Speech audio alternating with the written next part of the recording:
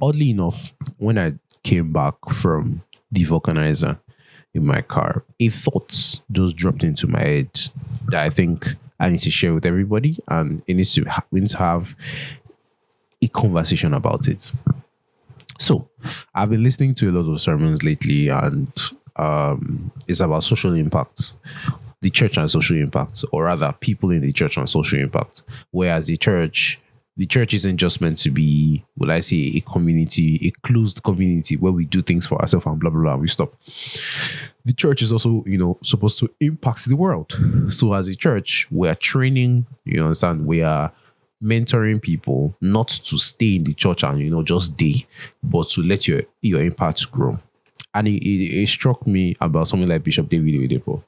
And so when I went to Covenant University, and there's this saying, oh, Hebron, the place where the kings, something about the Hebron, the birthplace of kings and queens. That's it. Where they train us to be kings and queens. And when you're in CU, you get desensitized to this thing because you hear it so many times, and then different things are happening, and one day this is how a king is supposed to live, blah blah blah blah, so on and so forth. And then I really had the opportunity to sit down, and I'll get to church and social impact on another day, to be very honest, but I wanted to sit with that, understanding that when Bishop, came and said this thing, like Hebron is the birthplace of kings and queens, I think because we've been told this thing so much, it became so desensitized to us.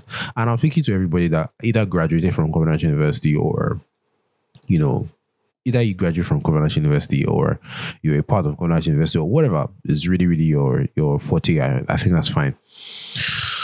But I think we need to be, number one, grateful to this thing, because there's a prophetic, would I say, aspect to this thing that we don't normally see.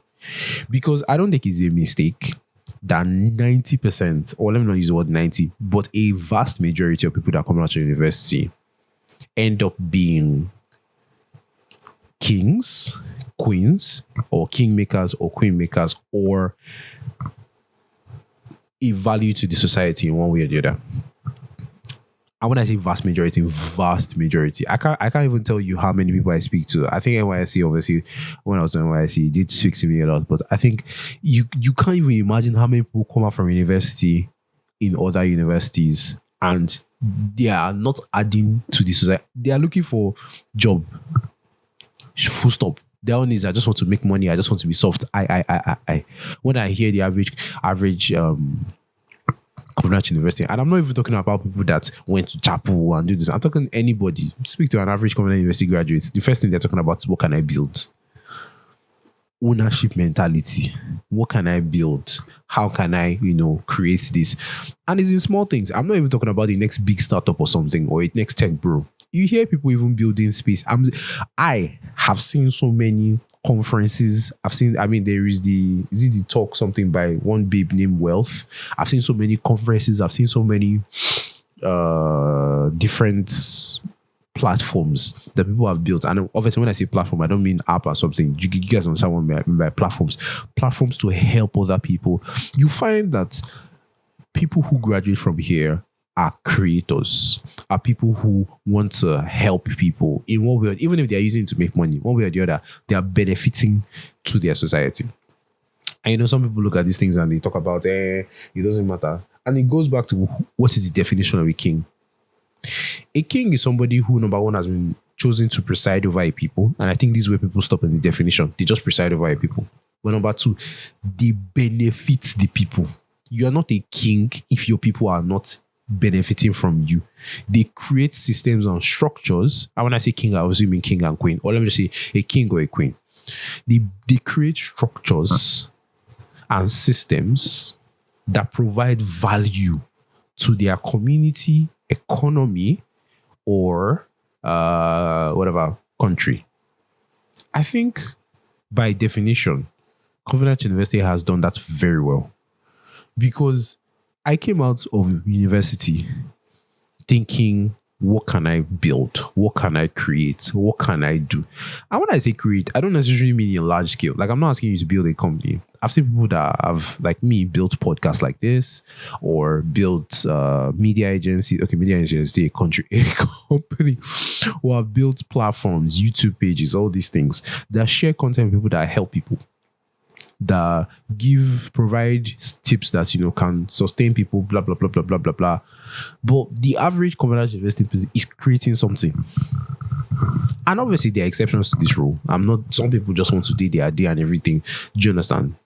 Even if God comes today and starts sharing something, some people will still say they don't want, so it's fine. It's fine. Do you understand?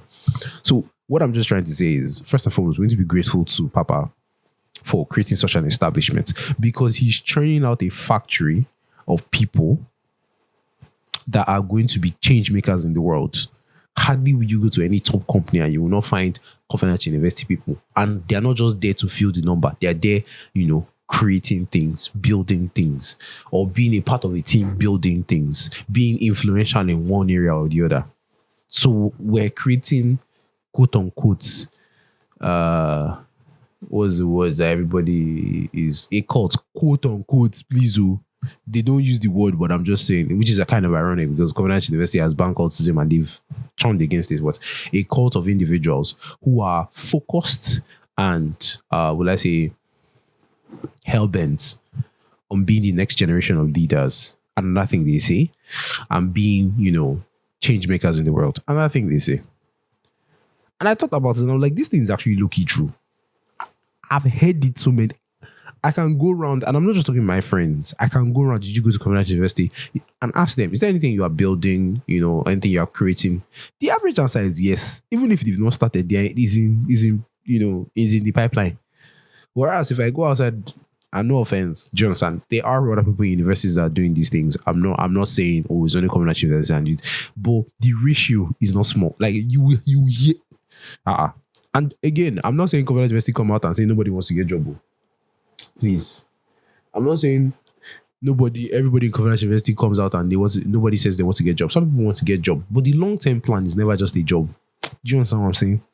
Like, and believe me, I've done my census, I've asked these questions. So I'm not coming out of the fact of I've spoken to 5 people. If you know me, you know I talk to a lot of people. You ask people what's the long-term plan. Most of them are saying, okay, I want to get a job here, I want to get a job here, I want to get a job here so I can fend for my family and blah, blah, blah, blah, blah. You notice there's going to be an I. If I ask a Covenant University person, I want to start a business for this, all right, later grow on to this, later do this, later do this. Now, there's also an I there, all right, don't get me wrong. But you notice that a lot of the things that they're saying is still contributing to society. I want to start a business, all right. What is the business doing? Selling maybe handbags to people. Do you understand what I'm saying?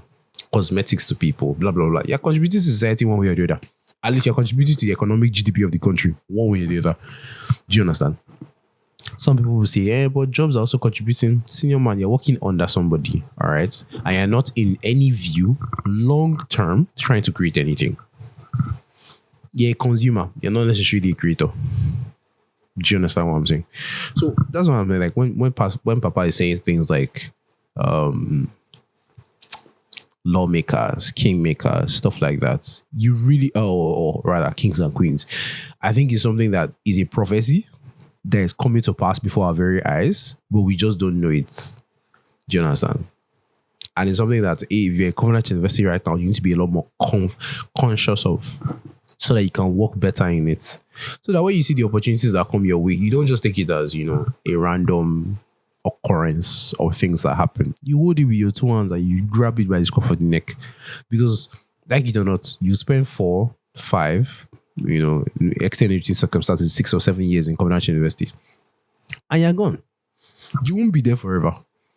And the opportunities that will help you build you, grow you, shape your mentality. Do you understand? Even the quote unquote EDS classes and TMC classes, they help shape our mentality. The TMC classes that we are listening to and we are scoffing at them are like they are trash. People are paying billions of naira for this thing.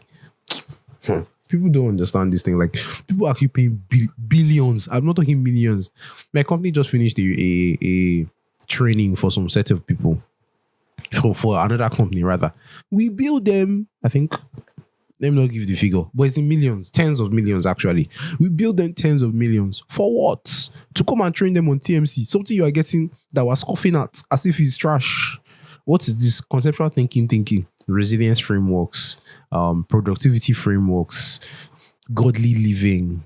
Things that, to be honest, if you sit down with the Bible, you also get it. They're paying us tens of millions for us to. Okay. Some people don't understand, honestly. That thing, master stroke by Papa. When I say master stroke by Papa. And I think because of the system we are, Covenant University has structured us to not appreciate these things till you go out of school. I did not appreciate the value of TMC. I did not appreciate the value of eages. I did not appreciate the value of almost everything. And don't get me wrong, this is not me saying that Covenant University is such an amazing school that there are no issues. If you stay in the school, you go sabi say issues day. Issues boku.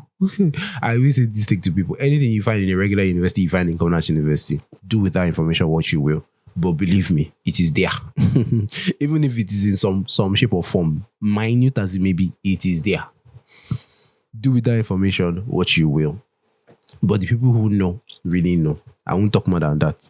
Anyway, I just wanted to use this opportunity to really say thank you, Papa. I know he's not going to listen to this, but probably somebody that knows him, somebody that knows somebody that knows somebody that knows somebody that knows somebody to like 100 knows Papa will listen to this. Please, if you can, tell him someone somewhere named David Maxwell is really appreciative of his work and his ministry that is now showing and, working in the lives of men and women. And we really appreciate what he does. So, yeah. Once again, if you love to listen to the podcast, please take time to really share. It would be amazing. All right, thanks.